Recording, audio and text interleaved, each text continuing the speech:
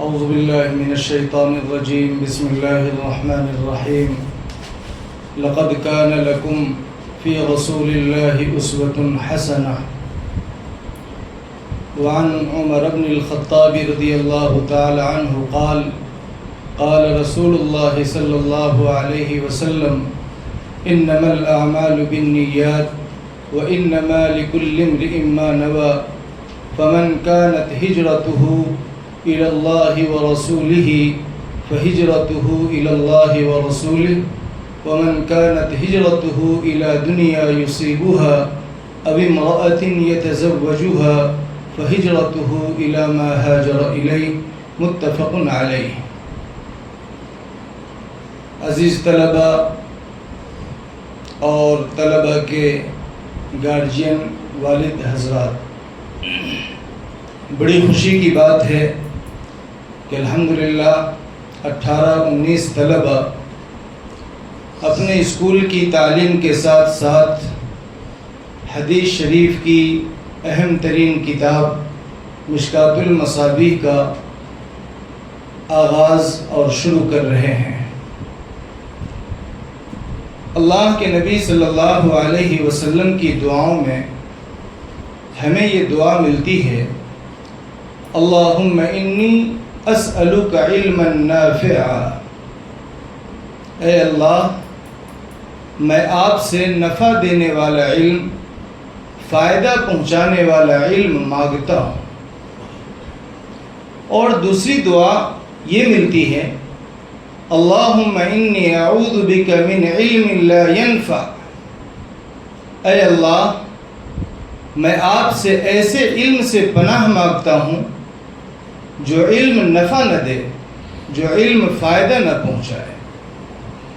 اس سے پتہ چلا کہ علم کی دو قسمیں ہیں، ایک وہ علم جو نفع پہنچانے والا ہو، اور دوسرا وہ علم جو نفع پہنچانے والا نہ ہو، فائدہ پہنچانے والا نہ ہو۔ یہ جو لوگوں نے تقسیم کی ہے دینی علم اور دنیاوی علم، یہ کوئی تقسیم نہیں ہے۔ اللہ کے نبی علیہ السلام نے علم کی تقسیم فرمائی ہے نفع پہنچانے اور نفع نہ پہنچانے کی بنیاد پر۔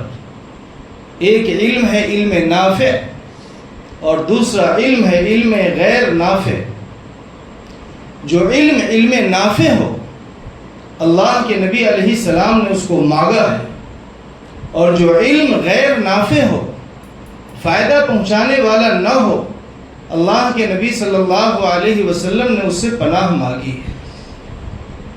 اب جو بھی علم نفع پہنچانے والا ہو وہ علم نافع کہلائے گا۔ آپ اسکول میں پڑھتے ہوں، کالج یونیورسٹی میں پڑھتے ہوں، کوئی وکیل بن رہا ہے، اگر کسی کی نیت یہ ہے کہ میں وکیل بن کر، جج بن کر مظلوم کو اس کا حق دلاؤں گا، ظالم کو ظلم سے روک دوں گا، حق والے کو اس کا حق پہنچا کر رہوں گا، حق والے کا ساتھ دوں گا، ظالم کا ساتھ نہیں دوں گا، اگر وکیل بننے سے آپ کی نیت یہ ہے، اللہ کے نبی کی حدیث بتاتی ہے کہ یہ وکیل بننا علم نافع ہے۔ اگر کوئی آدمی ڈاکٹر بن رہا ہے، اگر ڈاکٹر کی نیت یہ ہے کہ میں ڈاکٹر اس لیے بن رہا ہوں تاکہ لوگوں کی صحت کی حفاظت ہو جائے، لوگوں کو کون سی چیز استعمال کرنی چاہیے اور کون سی چیزوں سے بچنا چاہیے، انسان کی صحت کو برباد کرنے والی، انسان کی صحت کو تباہ اور خراب کرنے والی کون کون سی چیزیں ہیں، میں وہ جان لوں تاکہ لوگوں کو اس سے باخبر کر دوں، لوگوں کو بتا دوں، لوگوں کی جان، لوگوں کی صحت، لوگوں کی تندرستی محفوظ ہو جائے۔ اگر اس کی نیت یہ ہے، اللہ کے نبی علیہ السلام یہ فرماتے ہیں کہ یہ علم نافع ہے۔ اگر کوئی آدمی سول انجینئر بن رہا ہے اور اس کی نیت یہ ہے کہ میں سول انجینئر بن کر کے مکانات بناؤں گا، ان مکانات سے لوگوں کو فائدہ ہوگا، لوگ اس میں رہیں گے، آرام حاصل کریں گے۔ اللہ کے نبی علیہ السلام فرماتے ہیں کہ یہ اس کی نیت انسان کو فائدہ پہنچانے کی ہے، یہ علم نافع ہے۔ اور اگر کوئی آدمی حدیث پڑھ رہا ہے، قرآن پڑھ رہا ہے، فقہ پڑھ رہا ہے، اور اس کی نیت یہ ہے، ابھی آپ نے حدیث پڑھی انما الاعمال بالنیات، اس کی نیت یہ ہے کہ میں یہ حدیث پڑھ کے بہت بڑا عالم کہلاؤں گا، میں فقہ پڑھ کر کے بہت بڑا مفتی کہلاؤں گا، میں قرآن کی تفسیر پڑھ کر کے بہت بڑا مفسر کہلاؤں گا، تجوید پڑھ کر بہت بڑا قاری کہلاؤں گا۔ اللہ کے نبی علیہ السلام نے فرمایا کہ یہ علم غیر نافع ہے، اور غیر نافع ہی نہیں بلکہ دوسری حدیث میں اللہ کے نبی نے فرمایا کہ یہ نیت اس کو جہنم میں پہنچا دے گی۔ حالانکہ وہ قرآن پڑھ رہا ہے، حدیث پڑھ رہا ہے، تفسیر پڑھ رہا ہے، تجوید پڑھ رہا ہے، لیکن نیت اچھی نہیں ہے، یہ نیت اس کو جہنم تک پہنچا دے گی۔ اس سے پتہ چلا کہ علم کی تقسیم علم نافع اور علم غیر نافع کی بنیاد پر ہے۔ غزوہ بدر میں مشرکین قید ہو کر کے آئے تھے، اور صحابہ کے درمیان یہ مشورہ ہوا کہ ان کو فدیہ یعنی معاوضہ لے کر کے چھوڑ دیا جائے۔ غزوہ بدر اسلام کی پہلی جنگ ہے۔ اس وقت صحابہ، ان کے کھانے کا بھی انتظام نہیں تھا، پہننے کا بھی انتظام نہیں تھا، کسی کے پاس 2 کپڑے بھی میسر نہیں تھے، رہنے کا گھر بھی ان کے پاس نہیں تھا۔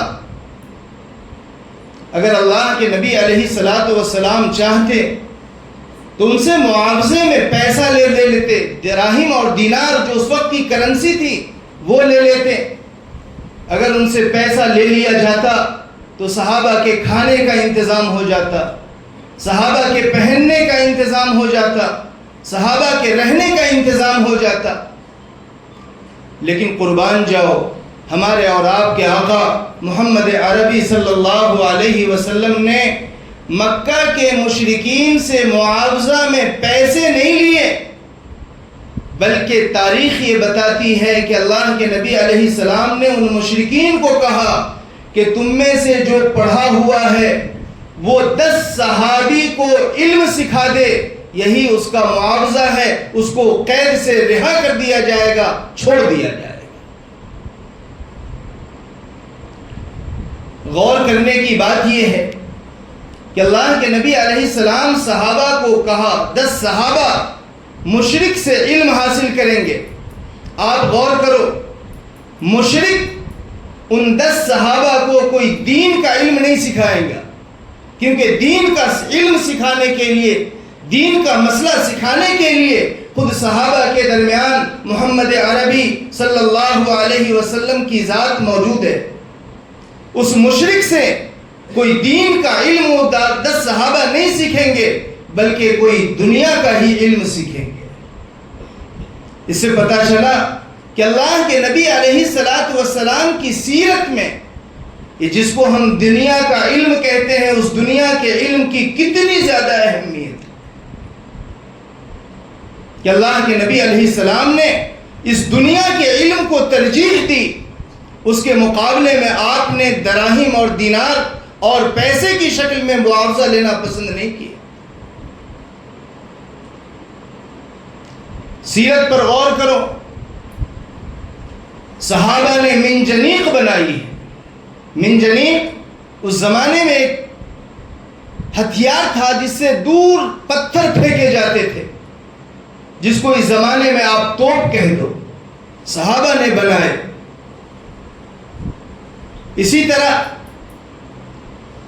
غزوہ حنین کے موقع پر اللہ کے نبی علیہ السلام کے حکم سے صحابہ نے ایسی گاڑی تیار کی کہ قبیلہ بنو ثقیف یہ بڑے تیر انداز تھے، تیر میں بہت ماہر تھے، ان کا نشانہ کبھی خراب نہیں جاتا تھا۔ صحابہ نے ایسی گاڑی تیار کی جس گاڑی میں ان کا تیر پھنس جاتا تھا اور وہ تیر اپنے نشانے سے ہٹ جاتا. یہ اللہ کے نبی علیہ الصلوۃ والسلام نے صحابہ کو سکھایا. یہ اس زمانے کا سائنس ہے.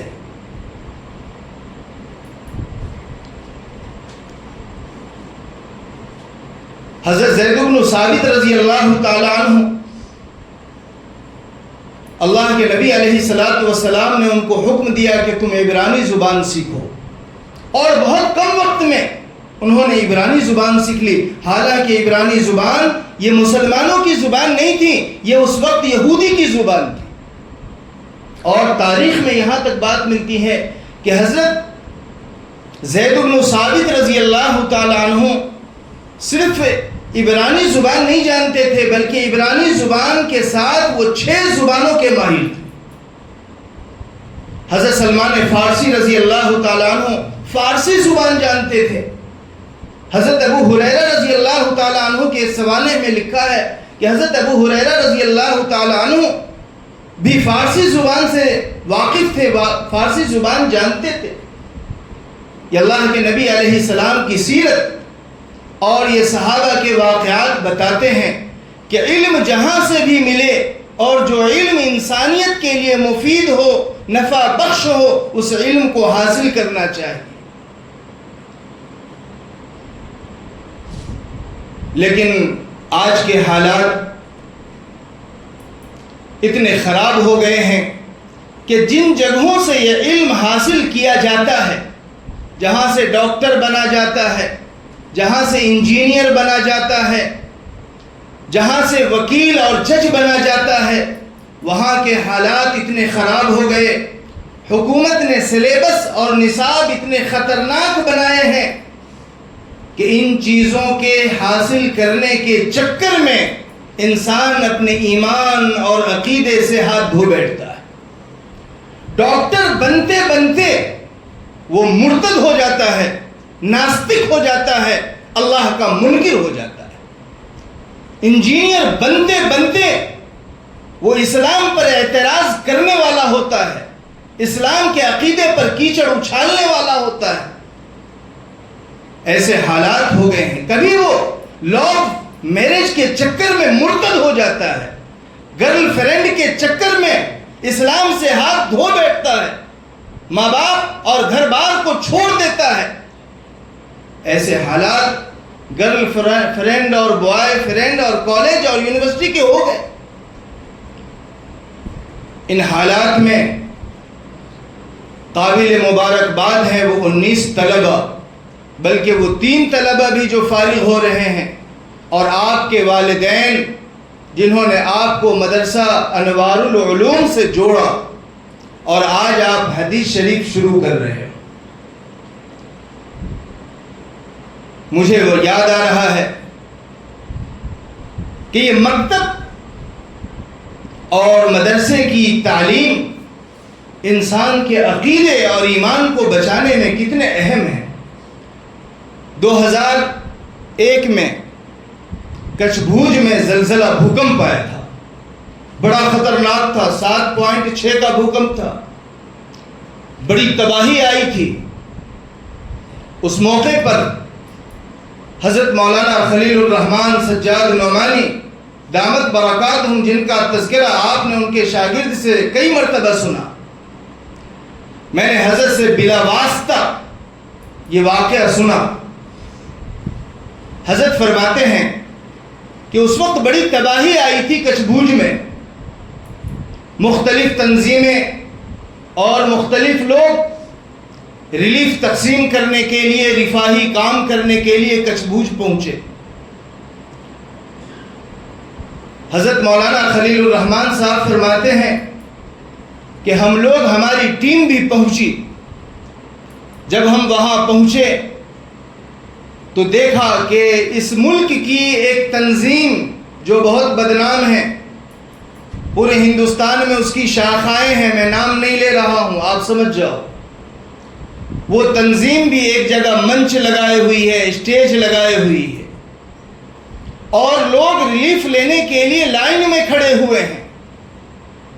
مولانا خلیل الرحمن سجاد نعمانی فرماتے ہیں کہ میں جب قریب پہنچا تو اس لائن میں ایک 12 سال کا لڑکا مجھے نظر آیا جو کرتا پائجامہ پہنے ہوئے اور سر پر ٹوپی لگائے ہوئے اس لائن میں کھڑا ہوا تھا۔ مولانا فرماتے ہیں کہ میں اس بچے کو دیکھتا رہا اور میں یہ بھی دیکھ رہا تھا کہ جب بھی کسی آدمی کو منچ پر بلایا جاتا تو پہلے اس سے وہ نعرہ لگوایا جاتا جو مشرکانہ نعرہ ہے، جے کے ساتھ شروع ہوتا ہے۔ میں وہ نعرہ اپنی زبان سے ادا نہیں کرنا چاہتا، جو آج کل مسلمانوں کو پکڑ کے کہلوائے جاتے ہیں، نہ کہنے پر لنچنگ کیا جاتا ہے۔ وہ جو مشرکانہ کفر والا نعرہ ہے، وہ نعرہ ان سے لگوایا جاتا، پھر ان کو وہ بوری اور وہ ریلیف دی جاتی۔ مولانا فرماتے ہیں کہ میں دیکھ رہا تھا جتنے لوگ منچ پہ جاتے ان سے وہ نعرہ لگوایا جاتا اور پھر ان کو وہ بوری دے دی جاتی، ریلیف دے دی جاتی۔ جب اس 12 سال کے بچے کا نمبر آیا اور اس کو منچ پر بلایا گیا تو مولانا فرماتے ہیں کہ میں نے دیکھا کہ وہ بچہ ڈائریکٹ منچ سے کود گیا اور کود کر کے تیزی سے بھاگنے لگا، روتا ہوا بھاگنے لگا۔ مولانا نے فرمایا کہ مجھے حیرت ہوئی کہ آخر بات کیا ہوئی، سب لوگ اب تک ریلیف لے رہے ہیں، یہ بچہ بھاگ کیوں رہا ہے، اس کے ساتھ کیا ہوا؟ مولانا فرماتے ہیں کہ بچے کے پیچھے میں نے اپنی گاڑی لگائی اور میں گاڑی سے بچے کا پیچھا کرتا رہا۔ اخیر میں ایک جگہ بچہ جا کے رکا اور میری گاڑی بھی وہاں پہنچ گئی۔ بچے کو میں نے بلایا، اس کے آنسو پوچھے اور اس سے پوچھا کہ بیٹے بتاؤ حقیقت کیا ہے، تم کیوں بھاگے، تمہیں ریلیف کیوں نہیں ملی؟ بچے نے جو حقیقت بتائی وہ سن کر کے آنکھ میں آنسو آ جاتے ہیں۔ بچے نے کہا کہ میں اپنے خاندان کا اکیلا بچ گیا، میرے ماں باپ، میرا پورا خاندان اس بھوکمپ میں شہید ہو گیا، ختم ہو گیا، میں اکیلا بچ گیا۔ اس بچے نے کہا کہ جب میں منچ پر گیا تو مجھے کہا گیا کہ تم وہ نعرہ لگاؤ۔ بچہ کہتا ہے کہ میرے دماغ میں آیا کہ اگر میں وہ نعرہ میں لگا دوں گا تو اللہ مجھ سے ناراض ہو جائے گا، نبی مجھ سے ناراض ہو جائیں گے، میرا تو ایمان ختم ہو جائے گا۔ جب میرے ذہن میں یہ بات آئی تو میں منچ سے کود گیا اور میں نے یہ سوچا کہ بھوکا مر جاؤں گا، لیکن میں وہ نعرہ اپنی زبان سے کبھی بھی ادا نہیں کروں۔ بچے سے پوچھا گیا، وہ کرتا پائجامہ ٹوپی لگائے ہوا تھا، بچے سے مولانا نے پوچھا کہ تم کہاں پڑھتے ہو؟ تو بچے نے کہا گاؤں کے مکتب کا نام لیا کہ میں اس مکتب میں پڑھتا ہوں۔ قربان جاؤ اس مکتب کے استاذ پر، سلام ہو اس مکتب کی تعلیم پر، جس مکتب کی تعلیم اور مکتب کے استاذ نے اس 12 سال کے بچے میں اللہ کی، محمد عربی صلی اللہ علیہ وسلم کی ایمان اور اپنے عقیدے کی محبت اس قدر کوٹ کوٹ کر ان کے دل میں بھر دی کہ وہ بچہ بھوکا مرنے کو تو تیار ہے، لیکن اللہ، نبی، عقیدے، ایمان اور اپنے دین کا سودا کرنے کو تیار نہیں۔ آپ اندازہ لگاؤ۔ اس لیے میرے بھائیوں، ہم یہ مکتب کی تعلیم کو، مدرسے کی تعلیم کو معمولی نہ سمجھیں۔ یہ مکتب کی تعلیم اور یہ مدرسے کی تعلیم ہمارے بچے اور بچیوں کی دین اور ایمان اور عقیدے کی حفاظت کی گارنٹی دیتا ہے۔ اس لیے آپ دنیا کا علم جو بھی حاصل کرنا چاہتے ہیں کریں، لیکن پہلے حقیقی معنی میں ایمان والے بن جائیں۔ میرے پاس وقت کم ہے، آدھے گھنٹے کا وقت دیا گیا ہے۔ مبارک ہو، آپ مشکات شریف شروع کر رہے ہو۔ حضرت مولانا شاہ وسیع اللہ صاحب رحمۃ اللہ علیہ کے پاس دارالعلوم دیوبند کا ایک طالب علم گیا اور اس نے پوچھا، حضرت سے سوال کیا کہ حضرت آئندہ سال میں دورہ حدیث پڑھنے والا ہوں، مجھے کیا کرنا چاہیے؟ حضرت شاہ وسیع اللہ صاحب رحمۃ اللہ علیہ نے فرمایا کہ بیٹے تم حدیث شروع کرنے والے ہو تو تم دو کام کرنا. پہلا کام آداب ظاہری اور دوسرا کام آداب باطنی. آداب ظاہری کیا ہے؟ آداب ظاہری کا مطلب یہ ہے کہ جب بھی آپ حدیث پڑھیں باوضو ادب اور احترام کے ساتھ بیٹھیں. جب استاد سبق پڑھا رہا ہو تو آپ غور اور توجہ کے ساتھ سنیں. علماء نے لکھا ہے کہ حدیث کا احترام اور حدیث کی تعظیم اتنی ہی ضروری ہے جتنی اللہ کے نبی علیہ الصلاۃ والسلام کی زندگی میں اللہ کے نبی کا احترام اور اللہ کے نبی کی تعظیم ضروری ہے. یہ تو ادب ظاہری ہے. اور ادب باطنی کیا ہے؟ وہ ادب باطنی جو آپ نے اس حدیث میں پڑھا انما الاعمال بالنیات، کہ اپنے دل کو اور اپنی نیت کو یہ خالص کر لو کہ میں جو بھی حدیث پڑھوں گا اس کو اپنی زندگی میں اتاروں گا، اس پر عمل کروں گا انشاءاللہ. اس نیت سے ہمیں مشکات پڑھنی ہے. اس نیت سے ہمیں ہر کتاب اور ہر علم کو پڑھنا ہے کہ میں جو کچھ بھی پڑھوں گا اس کے مطابق انشاءاللہ عمل کروں گا.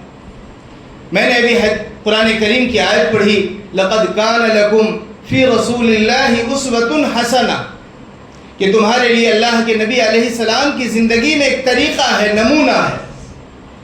یہ نمونہ کہاں ہے؟ کہاں ملے گا؟ کون سی مارکیٹ میں، کون سی دکان میں، کون سے ملک میں؟ کہاں ملے گا نمونہ؟ کہیں نہیں ملے گا. یہ نمونہ حدیث کی کتابوں میں ملے گا. آپ کو یہ دیکھنا ہو کہ اللہ کے نبی علیہ الصلاۃ والسلام کا ایمان اور عقیدے کے بارے میں کیا نمونہ ہے. تو آپ دیکھو مشکات میں کتاب الایمان آئے گی. کتاب الایمان آپ کو بتائے گی کہ اللہ کے نبی علیہ السلام کا ایمان، عقیدہ اور اسلام کے بارے میں کیا نمونہ ہے. اس کے بعد آپ کتاب الطہارت، پاکی، صفائی، وضو، غسل، تیمم، اس سلسلے میں اللہ کے نبی کا کیا نمونہ ہے. کتاب الطہارت بتائے گی کہ اللہ کے نبی کا نمونہ طہارت کے بارے میں کیا ہے. آپ نماز میں اللہ کے نبی کا کیا طریقہ ہے. کتاب الصلاۃ اللہ کے نبی کا طریقہ بتائے گی. کتاب الصوم اللہ کے نبی علیہ السلام کے روزے کا اسوہ بتائے گی. کتاب الحج اللہ کے نبی علیہ السلام کے حج کا طریقہ بتائے گی. اللہ کے نبی علیہ السلام معاملہ کیسے کرتے تھے، خرید و فروخت کیسے کرتے تھے، یہ کتاب البیوع بتائے گی. کتاب البیوع بتائے گی. کتاب البیوع میں روایت آئے گی ایک مرتبہ اللہ کے نبی علیہ السلام مدینہ کے بازار میں گئے اور ایک تاجر کے پاس گئے.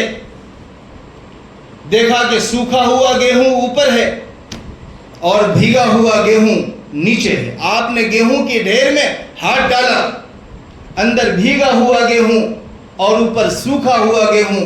بھیگا ہوا گیہوں کوئی نہیں خریدتا، وہ تو سڑ جاتا ہے. اللہ کے نبی علیہ السلام نے فرمایا من غشنا فلیس منا، جو ہمیں دھوکہ دے وہ ہم میں سے نہیں.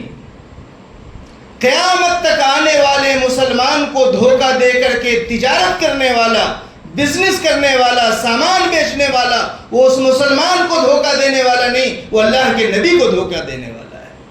یہ اللہ کے نبی علیہ السلام کی سیرت ہے، کتاب البیوع میں ملے گی. نکاح کی کیا سیرت ہے؟ کتاب النکاح میں ملے گی. طلاق کی کیا سیرت ہے؟ کتاب الطلاق میں ملے گی.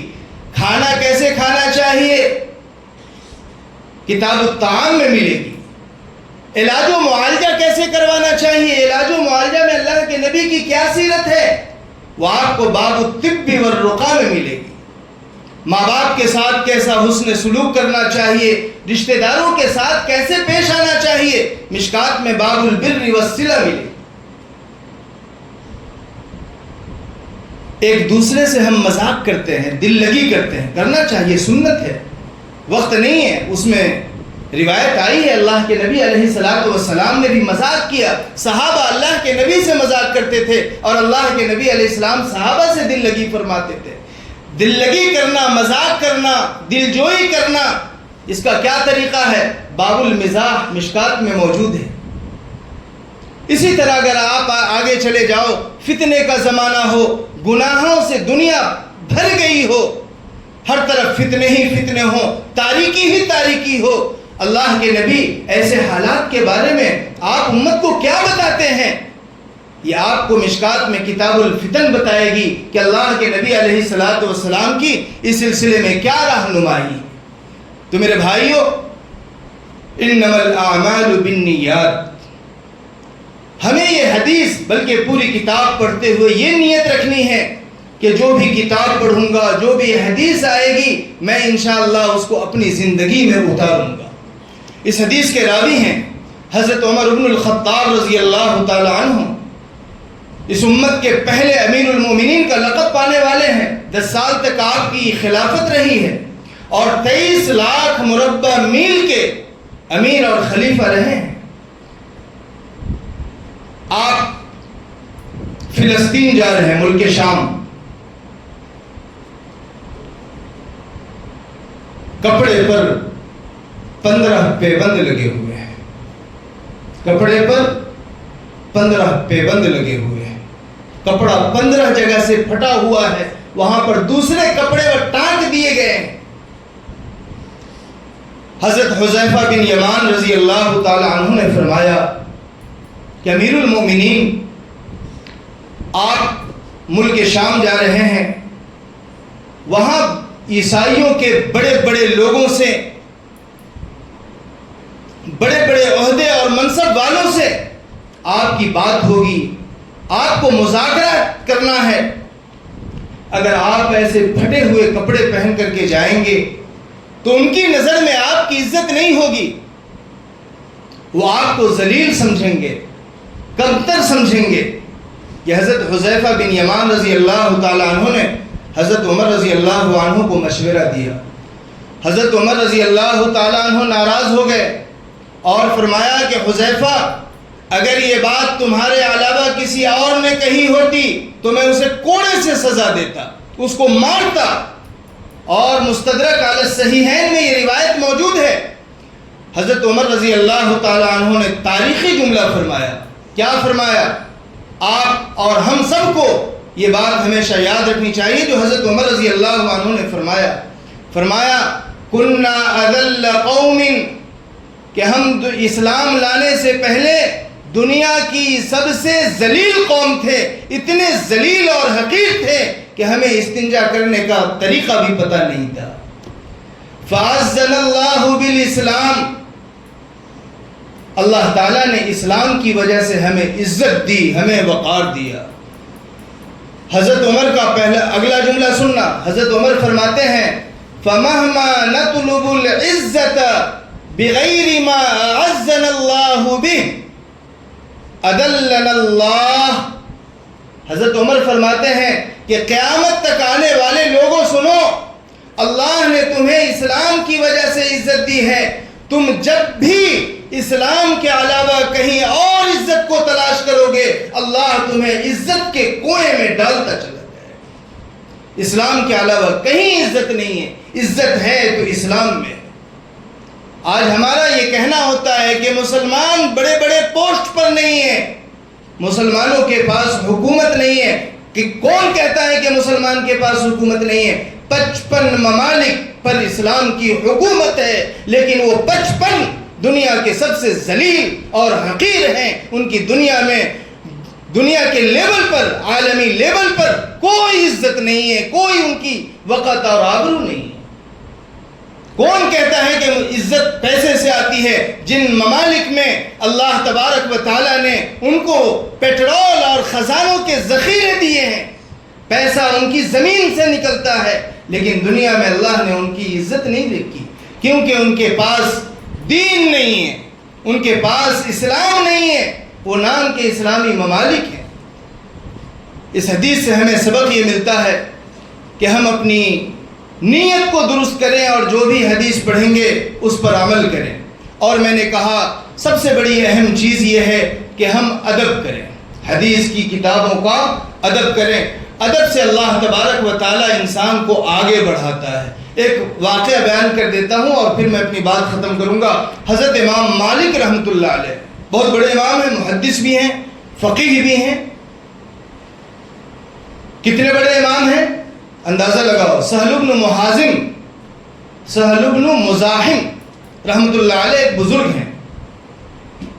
انہوں نے اللہ کے نبی علیہ الصلوۃ والسلام کو خواب میں دیکھا اور اللہ کے نبی علیہ الصلوۃ والسلام سے خواب میں پوچھا کہ اللہ کے نبی، اگر مجھے کبھی کسی مسئلے میں شبہ ہو جائے یا کوئی مسئلہ معلوم کرنا ہو تو میں کس سے معلوم کروں؟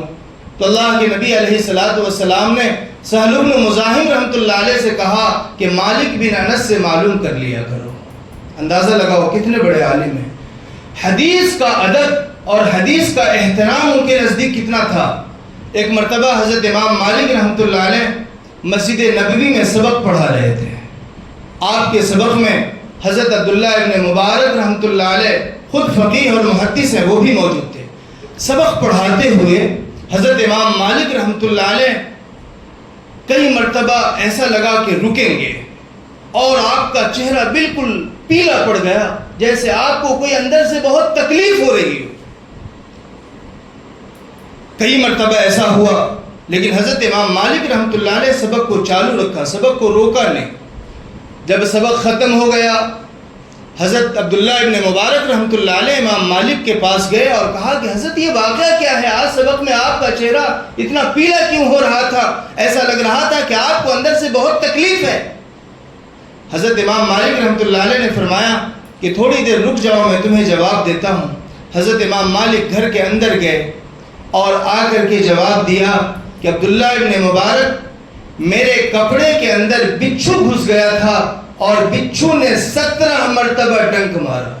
کتنی مرتبہ؟ 17 مرتبہ ڈنک مارا، ڈس لیا۔ حضرت عبداللہ ابن مبارک رحمۃ اللہ علیہ نے فرمایا کہ حضرت پھر آپ نے سبق روک کیوں نہیں دیا؟ اگلا جملہ یاد رکھو، حضرت امام مالک فرماتے ہیں کہ اللہ کے نبی علیہ السلام کی حدیث کی تعظیم اور احترام نے مجھے سبق روکنے سے روک دیا۔ تعظیم اور احترام کی وجہ سے میں نے سبق نہیں روکا کہ اپنی تکلیف کی وجہ سے حدیث کا سبق روک دوں۔ جب اتنا ادب اور احترام ہوتا ہے تو پھر اللہ تبارک و تعالیٰ عالمی لیول کا بناتا ہے، بڑا بناتا ہے اور نوازتا ہے۔ اللہ تعالیٰ آپ کو، آپ کے والدین کو، آپ کے اساتذہ کو اور آپ کے اس مدرسے کو خوب قبول فرمائے اور اپنے فضل سے آپ کو مزید ہمت و حوصلہ فرمائے، آپ کے سینے کو علوم دین کے لیے اللہ تعالیٰ کھول دے اور اللہ تعالیٰ ہم سب کے لیے حسن خاتمہ کا فیصلہ فرمائے اس حدیث کی برکت سے۔ وآخر دعوانا الحمدللہ رب العالمین۔